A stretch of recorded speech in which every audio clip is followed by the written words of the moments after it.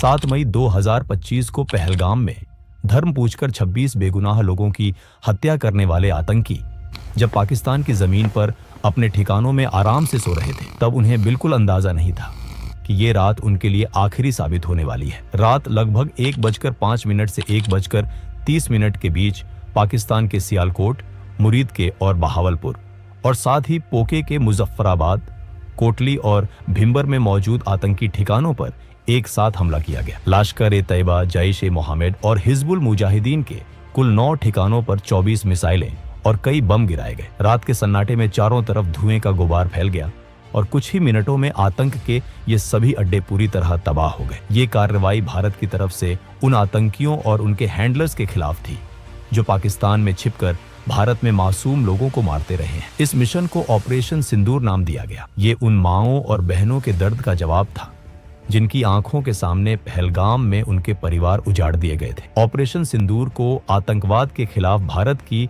अब तक की सबसे बड़ी मिलिट्री एक्शन माना जा रहा है। पहली बार भारत ने इंटरनेशनल बॉर्डर से करीब 100 किलोमीटर अंदर जाकर आतंकी ठिकानों को निशाना बनाया। इस ऑपरेशन में 100 से ज्यादा आतंकियों के मारे जाने की जानकारी सामने आई।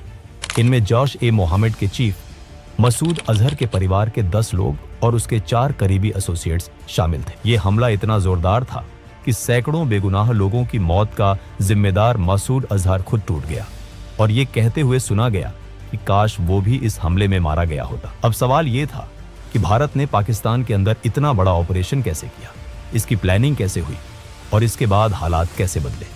आतंकी ठिकाने तबाह होने के बाद पाकिस्तान ने घबराकर भारत के सिविलियन एरियाज और मिलिट्री साइट्स को नुकसान पहुंचाने की कोशिश की, लेकिन वो इसमें पूरी तरह नाकाम रहा। इसके जवाब में इंडियन आर्म्ड फोर्सेस ने पाकिस्तान के 11 एयरबेस पर कड़ी कार्रवाई की। इससे पाकिस्तान को भारी नुकसान हुआ और उसे पीछे हटने पर मजबूर होना पड़ा।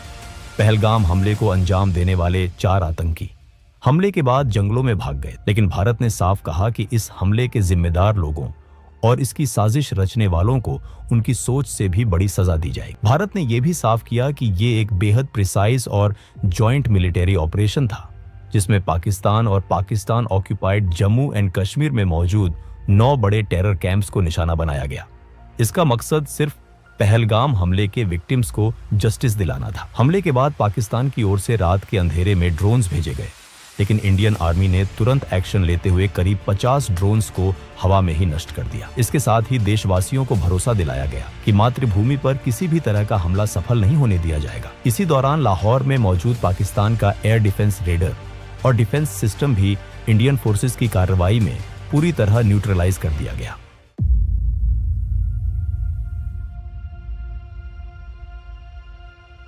इस पूरी कहानी की शुरुआत 22 अप्रैल 2025 से होती है, जब पाकिस्तान के आतंकी संगठन लश्कर-ए-तैयबा से जुड़े उसके फ्रंट ग्रुप टीआरएफ के 5 से 6 आतंकियों ने पहलगाम की बैसरन घाटी को पूरी तरह दहशत में बदल दिया। आतंकियों ने वहां मौजूद लोगों को रोका, उनसे उनका धर्म पूछा और जैसे ही किसी ने खुद को हिंदू बताया, उसे गोली मार दी गई। वो यहीं नहीं रुकी। आतंकियों ने पुरुषों से उनकी धार्मिक पहचान साबित करने के लिए कलमा पढ़ने को कहा। जो लोग कलमा नहीं पढ़ पाए, उन्हें बेरहमी से मार दिया गया। इस तरह सिर्फ धर्म के आधार पर 26 बेगुनाह पुरुषों की जान ले ली गई। ये पाकिस्तान की तरफ से कराया गया कोई पहला आतंकी हमला नहीं था। पिछले 2-3 दशकों में पाकिस्तान स्पॉन्सर्ड टेररिज्म के तहत 2001 parliament attack, 26/11 Mumbai attack, Pathankot, Uri और पुलवामा जैसे कई बड़े हमले भारत में कराए जा चुके हैं। साल 2024 में भी जम्मू कश्मीर के सोनमार्ग, गुलमर्ग और रियासी में हमले हुए थे, लेकिन पहलगाम का हमला इन सब से अलग था। इस बार आतंकियों ने इंसानियत की हर सीमा पार कर दी थी। धर्म के आधार पर की गई इन हत्याओं ने भारत की सहन शक्ति की हद भी पार कर दी। वहीं दूसरी तरफ पाकिस्तान ने हमेशा की तरह वही पुराना खेल शुरू कर दिया। कभी उसने पहलगाम हमले में शामिल आतंकियों को फ्रीडम फाइटर्स बताया, तो कभी भारत पर ही आरोप लगाने लगा। इस बार भारत सरकार ने पाकिस्तान से सिर्फ बयानबाजी करने के बजाय ठोस कदम उठाने का फैसला किया। सबसे पहले डिप्लोमेटिक लेवल पर ऐसे फैसले लिए गए जो पहले कभी नहीं किए गए थे। भारत ने इंडस वाटर ट्रीटी को सस्पेंड कर दिया। पाकिस्तान की करीब 80% खेती योग्य जमीन इंडस रिवर और उसकी सहायक नदियों के पानी पर निर्भर है, जिसे वहां की लाइफलाइन माना जाता है।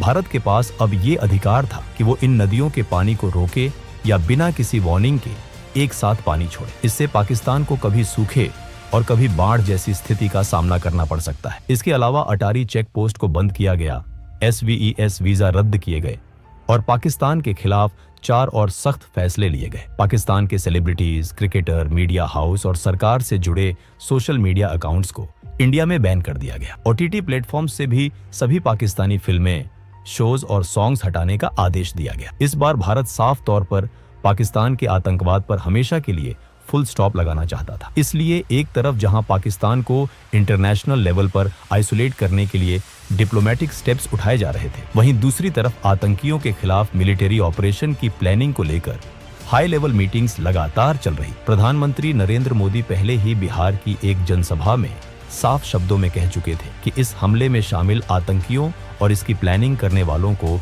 उनकी कल्पना से भी कहीं बड़ी सजा दी जाएगी। 2016 में उरी सर्जिकल स्ट्राइक और 2019 में बालाकोट एयर स्ट्राइक के बाद पाकिस्तान को अच्छी तरह समझ आ चुका था कि भारत जरूरत पड़ने पर सैन्य कार्रवाई करने से पीछे नहीं हटता। इसी डर की वजह से पहलगाम हमले के बाद पाकिस्तान को आशंका थी कि इस बार भी भारत जवाबी कार्रवाई करेगा। इसी बीच वो LOC पर लगातार फायरिंग करके माहौल बिगाड़ने की कोशिश करने लगा। उसका मकसद साफ था, तनाव बढ़ाकर विदेशी ताकतों का ध्यान खींचना, ताकि न्यूक्लियर वॉर का डर दिखाकर भारत पर दबाव बनाया जा सके और उसे किसी कार्रवाई से रोका जा सके। लेकिन भारत ने इन चालों की परवाह नहीं की। पहलगाम हमले के बाद भारत पूरी गंभीरता से आतंकियों के खिलाफ एक बड़े ऑपरेशन की तैयारी में जुट चुका था। 19 अप्रैल को दिल्ली में एक हाई लेवल मीटिंग हुई। इस मीटिंग में प्रधानमंत्री नरेंद्र मोदी, रक्षा मंत्री Rajnath Singh, national security advisor Ajit Doval, chief of defence staff general Anil Chauhan और तीनों सेनाओं के प्रमुख मौजूद थे। इस बैठक में प्रधानमंत्री मोदी ने साफ कहा कि आतंकवाद को खत्म करने के लिए सेनाएं जो जरूरी समझें वो कदम उठाएं। उन्हें पूरी छूट दी गई। इसके बाद भारतीय सेनाओं ने फैसला किया कि पाकिस्तान और पाकिस्तान के कब्जे वाले जम्मू कश्मीर में मौजूद आतंकी ठिकानों पर एक बड़ी एयर स्ट्राइक की जाएगी। मकसद साफ था, उन ठिकानों को खत्म करना जहां बैठकर भारत पर हमलों की साजिश रची जाती थी और जहां आतंकियों को ट्रेनिंग दी जाती थी। इस काम में खुफिया एजेंसियां भी पूरी ताकत से जुट गईं। रॉ और NATRO ने पाकिस्तान और POK में मौजूद आतंकी ठिकानों की रियल टाइम जानकारी जुटानी शुरू कर दी। हर एजेंसी, हर अफसर अपना सबसे अच्छा देने में लगा हुआ था। सभी के मन में एक ही बात, पहलगाम हमले के दोषियों और उनके अड्डों को खत्म करना। ऑपरेशन से जुड़ी कोई भी जानकारी बाहर न जाए, इसके लिए पूरी गोपनीयता बढ़ती जा रही। बहुत कम समय में रॉ और NATRO ने कुल 21 आतंकी ठिकानों की पूरी जानकारी इकट्ठा कर ली और ये इनपुट्स प्लानिंग टीम को दे दिए गए। इन 21 में से 9 सबसे अहम और खतरनाक ठिकानों को चुना गया। यही वो जगहें थीं जहां से पुलवामा, 26 नवंबर और पहलगाम जैसे बड़े हमलों की साजिश रची गई। इन 9 ठिकानों पर लगातार नजर रखी जाने लगी। उन्हें पूरी तरह सर्विलांस में रखा गया। NSA अजीत डोभाल ने इन 9 टारगेट्स को फाइनल किया और 5 मई तक पूरे ऑपरेशन का ब्लूप्रिंट तैयार कर लिया। इसके बाद उन्होंने प्रधानमंत्री मोदी से मिलकर ऑपरेशन की मंजूरी मांगी। प्रधानमंत्री मोदी ने बिना देर किए इन 9 आतंकी ठिकानों पर कार्रवाई की मंजूरी दे दी। पहलगाम में आतंकियों ने हिंदू महिलाओं का सुहाग उजाड़ा था। उसी दर्द और उसी इंसाफ की भावना से इस मिशन का नाम रखा गया, ऑपरेशन सिंदूर। ऑपरेशन शुरू करने से पहले हर छोटी बड़ी डिटेल को ध्यान से चेक किया गया। हर पॉसिबल रिस्क का पूरा असेसमेंट किया गया ताकि किसी भी तरह की मिस्टेक की कोई गुंजाइश न रहे। इस मिशन के लिए फाइटर जेट्स की एक मजबूत टीम बनाई गई। इसमें रफाल, मिराज और सुखोई MKI जैसे एडवांस्ड और लॉन्ग रेंज स्ट्राइक करने वाले फाइटर जेट्स शामिल थे। इन सभी एयरक्राफ्ट को इंडियन एयर स्पेस में रहकर ही ऑपरेशन करना था। रफाल और मिराज को फ्रंट लाइन पर रहकर अटैक एग्जीक्यूट करने की जिम्मेदारी दी गई, जबकि सुखोई MKI जेट्स को एयर डिफेंस कवर देना था ताकि अगर कोई खतरा सामने आए तो तुरंत उसे हैंडल किया जा सके। ऑपरेशन में हाई प्रिसिशन और लॉन्ग रेंज वेपन्स का इस्तेमाल होना था। इसमें एस्कैल्प, ब्रामोस और हैमर जैसे मॉडर्न वेपन्स शामिल थे। एस्कैल्प एक क्रूज मिसाइल है जो करीब 550 किलोमीटर दूर मौजूद टारगेट को पिन पॉइंट एक्यूरेसी के साथ डिस्ट्रॉय कर सकती है। यह बहुत लो एल्टीट्यूड पर उड़ती है जिससे एनिमी रेडर इसे डिटेक्ट नहीं कर पाते। ब्राह्मोस एक सुपरसोनिक क्रूज मिसाइल है जिसे इंडिया और रशिया ने मिलकर डेवलप किया है। इसे लैंड, सी या एयर किसी भी प्लेटफॉर्म से लॉन्च किया जा सकता है। इसकी स्पीड साउंड से करीब 3 गुना ज्यादा होती है और यह 500 किलोमीटर तक पहुंच जाती। इसके अलावा फ्रांस की टेक्नोलॉजी से बना हैमर बॉम्ब भी इस्तेमाल किया जाना था।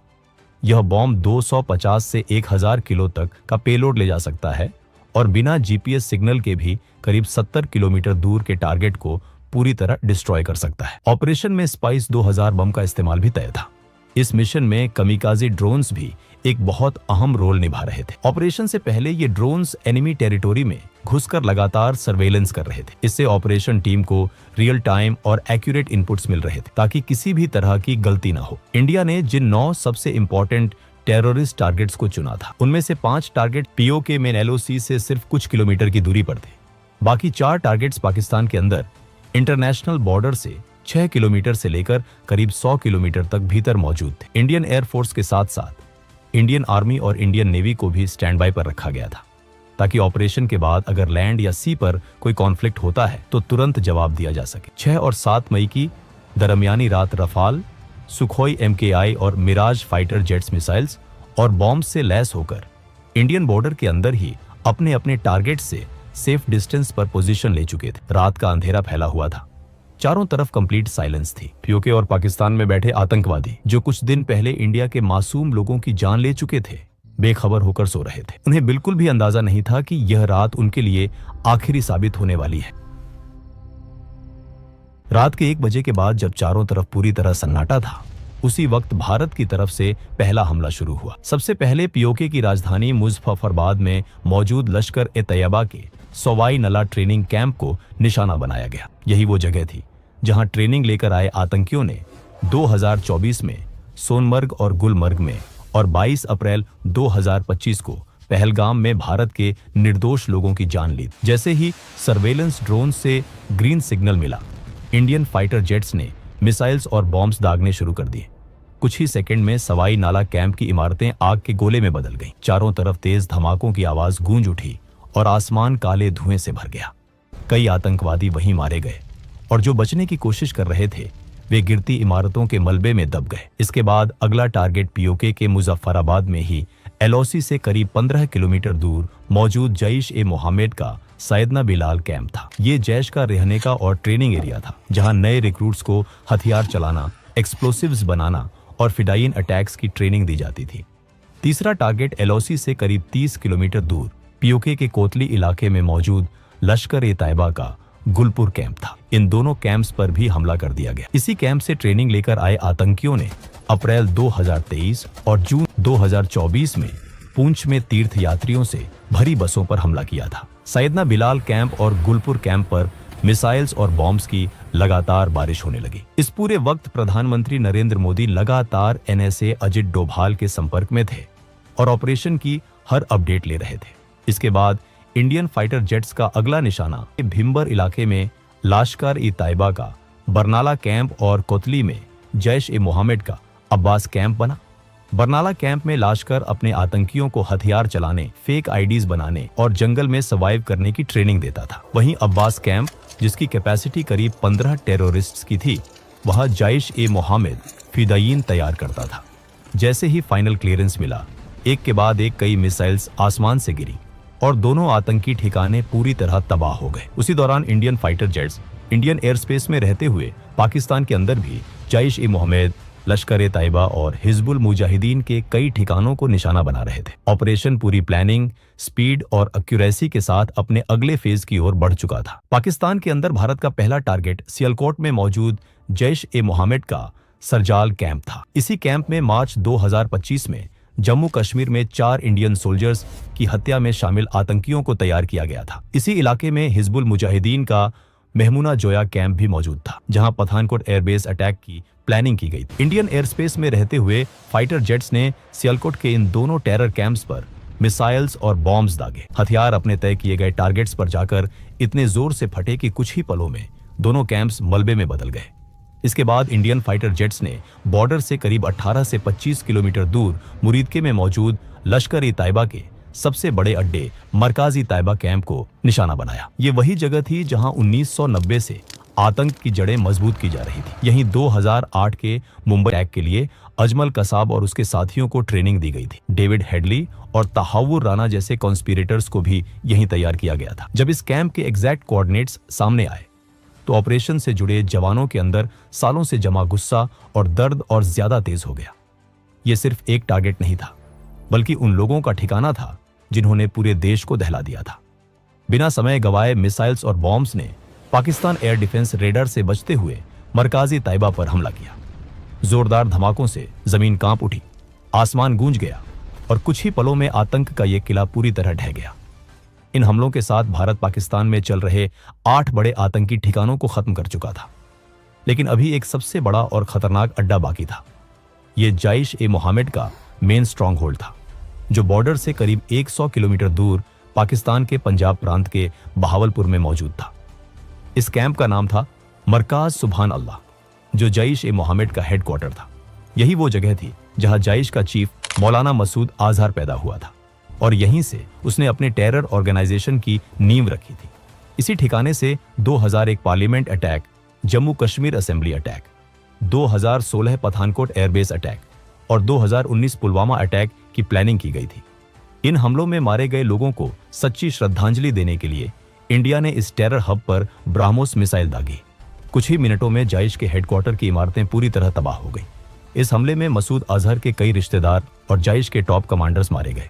रात करीब 1:05 पर शुरू हुआ यह ऑपरेशन सिर्फ 25 मिनट में खत्म हो गया।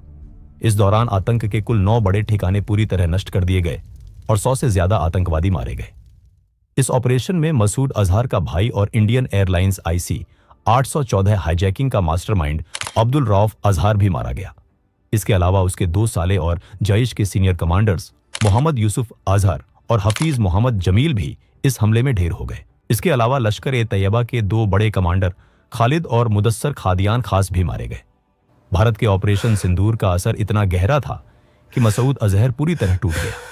इस हमले में उसके 10 रिश्तेदार और 4 करीबी लोग मारे गए। हालात ऐसे हो गए कि उसने ये तक कह दिया कि काश वो भी उनके साथ मारा गया होता। इस पूरे घटनाक्रम में एक खास बात यह रही कि भारत के ऑपरेशन से करीब 3 घंटे पहले पाकिस्तानी वायुसेना ने सोशल मीडिया प्लेटफॉर्म X पर भारत का मजाक उड़ाते हुए एक पोस्ट डाली थी। उसमें लिखा था, शांति से सो जाओ क्योंकि PF जाग रही है।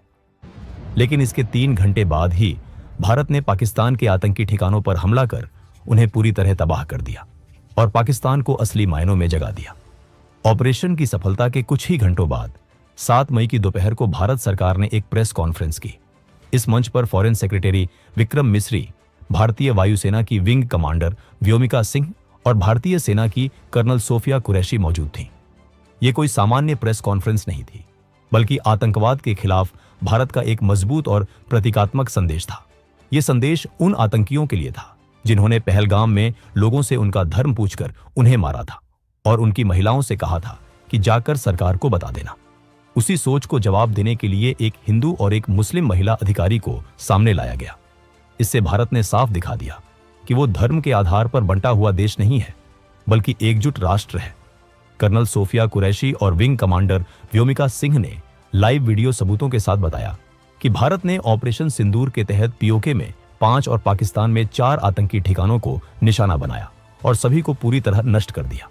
ऑपरेशन के तुरंत बाद विदेश मंत्री S जयशंकर और राष्ट्रीय सुरक्षा सलाहकार अजित डोभाल ने अमेरिका, ब्रिटेन, रूस, सऊदी अरब और UAE जैसे देशों को इस कार्रवाई की जानकारी दी।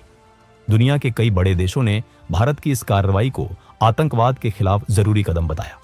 सबसे अहम बात यह रही कि इस बार भारत की विपक्षी पार्टियों ने भी कोई सवाल नहीं उठाया। सभी ने सेना की सराहना की, सरकार का समर्थन किया और आतंकवाद के खिलाफ देश की एकजुटता दिखाई। इसके बाद पाकिस्तान के रक्षा मंत्री ख्वाजा आसिफ ने बयान दिया कि अगर भारत हमले रोक देता है तो पाकिस्तान भी कोई जवाबी कार्रवाई नहीं करेगा।